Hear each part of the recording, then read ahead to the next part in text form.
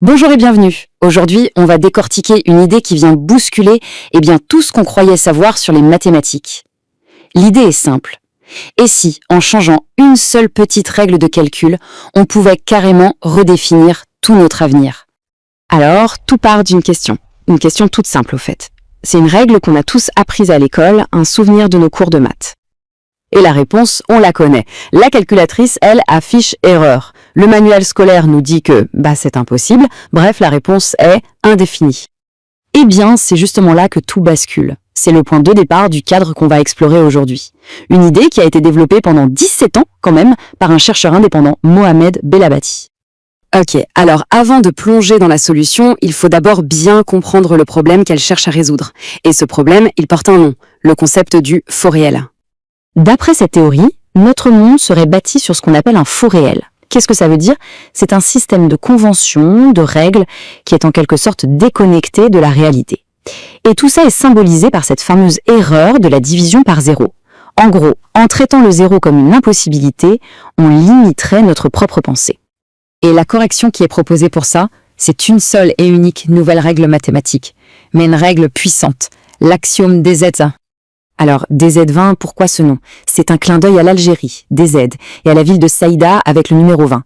L'axiome en lui-même est très simple. Il dit que A divisé par 0 est égal à A. Dans cette logique, le vide, le zéro, il ne détruit rien.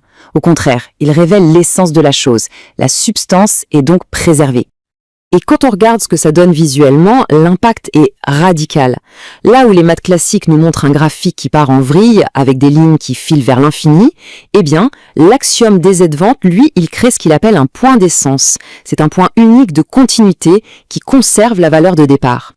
Et attention, ça ne marche pas juste pour le chiffre 1, Le principe s'applique à n'importe quelle valeur. L'axiome est vraiment conçu pour préserver l'essence de tout, peu importe le nombre de départ, ce qui crée en fait une sorte de continuité absolue dans le calcul. D'accord. Donc si on accepte cette nouvelle règle comme fondation, qu'est-ce qu'on construit par-dessus? La réponse est ambitieuse. Rien de moins qu'un nouveau schéma directeur pour la civilisation. Et au cœur de ce grand plan, de cette architecture, qu'est-ce qu'on trouve? Le cerveau humain. C'est lui qui agit comme l'IA centrale, qui va orchestrer 8 domaines fondamentaux qu'on appelle ici des horizons.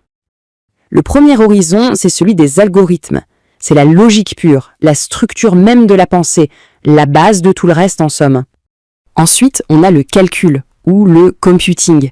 C'est la puissance de traitement de l'information, le moteur qui va faire tourner ces algorithmes. Le troisième horizon, c'est l'énergie.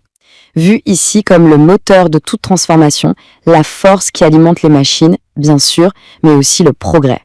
Puis viennent les puces électroniques. C'est l'intelligence qui devient matière, le support physique où toute cette logique et ce calcul prennent vie. Le cinquième horizon, c'est la robotique. C'est le pont entre le numérique et le physique. C'est l'action, le mouvement dans le monde réel. Sixièmement, la chimie. Là, on touche à la composition de la matière, des molécules de base jusqu'au fondement même de la vie. L'avant-dernier horizon, c'est l'espace.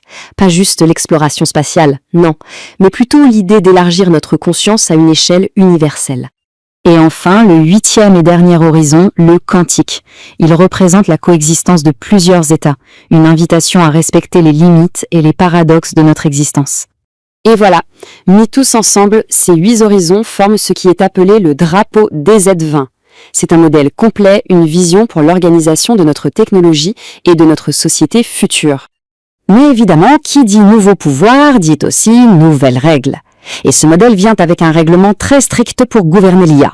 L'objectif est clair, assurer la souveraineté humaine. Ce modèle de gouvernance, c'est ce qu'on appelle le copilotage symétrique, et il se déroule en 3 étapes obligatoires. D'abord, l'IA propose. Deuxième étape, l'humain valide, c'est non négociable. Et enfin, troisièmement, cette validation est enregistrée. L'idée, c'est d'innocenter l'IA. Toute la responsabilité repose au final sur l'opérateur humain. Et ça nous amène à cette citation de Mohamed Belabati, « L'ajustement humain est obligatoire, même en cas d'urgence ». C'est vraiment le principe clé de tout ce cadre. La supervision humaine n'est jamais négociable. Chaque validation est une signature qui engage la responsabilité personnelle, professionnelle et même institutionnelle. Au final, en partant d'une simple impossibilité mathématique pour arriver à un plan de refonte de la société, le cadre DZ20 nous laisse avec une question assez vertigineuse. Si une seule règle, qu'on pensait gravée dans le marbre, pouvait être changée, est-ce que ça ne veut pas dire que le schéma directeur de toute notre civilisation devrait, lui aussi, changer avec elle? Voilà qui donne à réfléchir.